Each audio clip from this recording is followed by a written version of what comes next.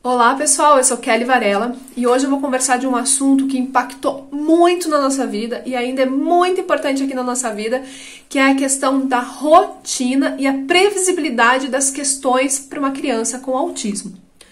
Antes do diagnóstico, a gente não tinha a mínima ideia, né, do que a gente estava lidando, então a gente não sabia que era autismo.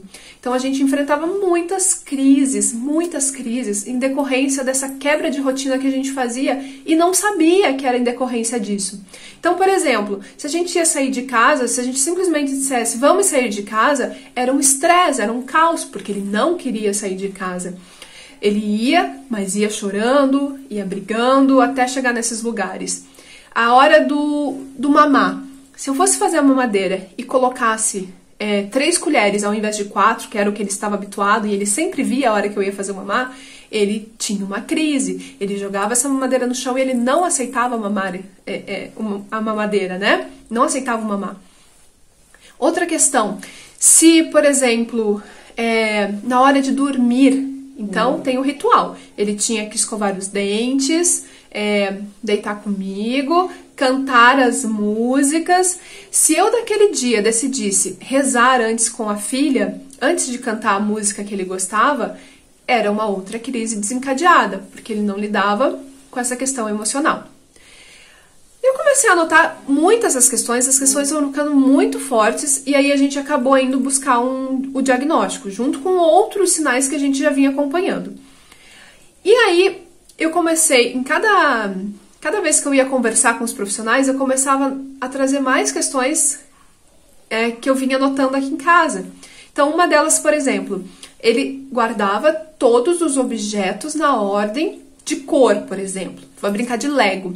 Então, ele pegava todos os blocos e colocava primeiro o verde, depois o azul, depois o amarelo, depois o vermelho. Se eu colocasse uma pecinha fora dessa ordem, ele ficava transtornado. O que ele fazia? Ele tirava tudo que ele já tinha guardado e ia começar de novo.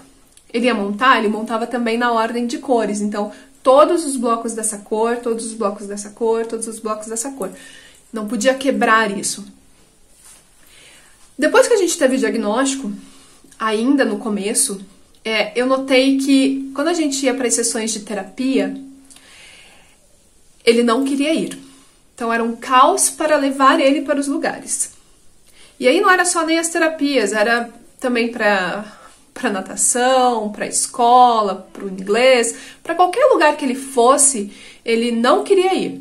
E na hora de ir embora era o contrário, ele não queria sair. Só que o não queria sair era muito pior, gente. Então, era a questão que ele se escondia embaixo de qualquer lugar que ele tivesse, ele jogava, se a gente tentasse insistir, ele jogava o que ele tinha na mão, ou ele entrava em crise mesmo, que ele não conseguia controlar as emoções dele, ele não conseguia lidar com todas aquelas informações. E aí a gente começou a entender que ele precisava de antecipação das coisas. Então a gente não poderia chegar simplesmente e falar, olha, vamos fazer isso. Não, a gente tinha que falar, amanhã a gente tem inglês. Amanhã a gente vai para a tia Paulinha. Amanhã a gente vai fazer tal coisa. Porque aí era uma forma de ele entender, o cérebro dele já ia se preparando. Claro que às vezes isso também causava já antecipadamente um nervosismo dele, uma ansiedade nele, porque ele não queria fazer aquilo. Então eu lembro que tinha noites que ele sonhava com aquilo. Ele dizia, mas eu não quero ir. Eu dizia, calma, é só amanhã.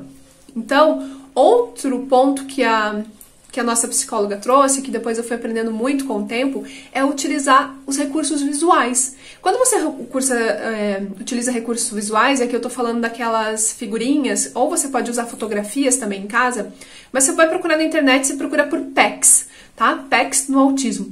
Que aí vão vir vários modelinhos já prontos para vocês, tem alguns aplicativos para celular também, que eles são ótimos, porque eles dão toda a rotina da criança. Então, eu coloco em desenho. Então, na terapia, o que as terapeutas começaram a fazer?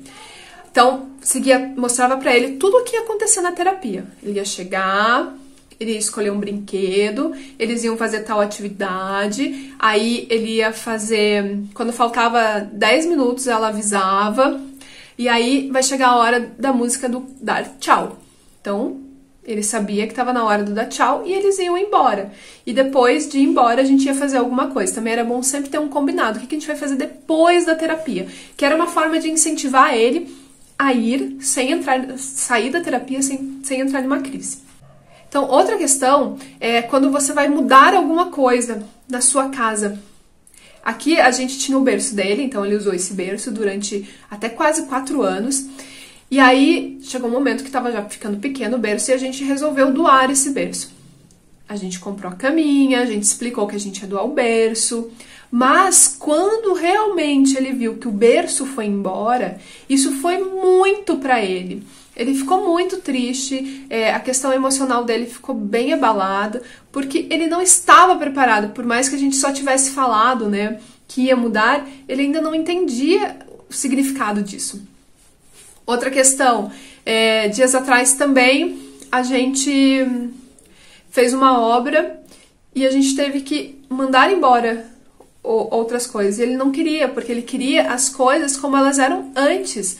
Ele gosta daquilo daquele jeito, ele não quer mudar. Para ele está ótimo dessa forma. Então a gente tem que antecipar, e aí vale fotografia, vale as PECs, que são os desenhos, vale se a criança já tem uma certa... ela já consegue te entender melhor, ela consegue ler melhor.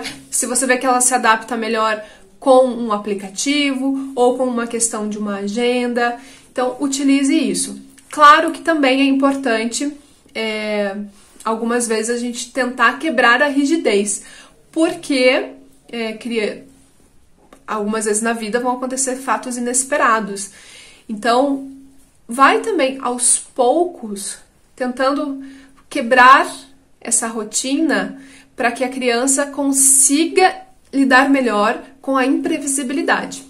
Então você pode fazer isso em coisas bem simples dentro da sua casa. Por exemplo, o jogo. Então ele gosta que guarde tudo naquela ordem. Tenta colocar uma pecinha. Colocou uma vez, sabe? E aí, na primeira vez ele vai reagir muito mal. Então espera mais uma semana e coloca de novo.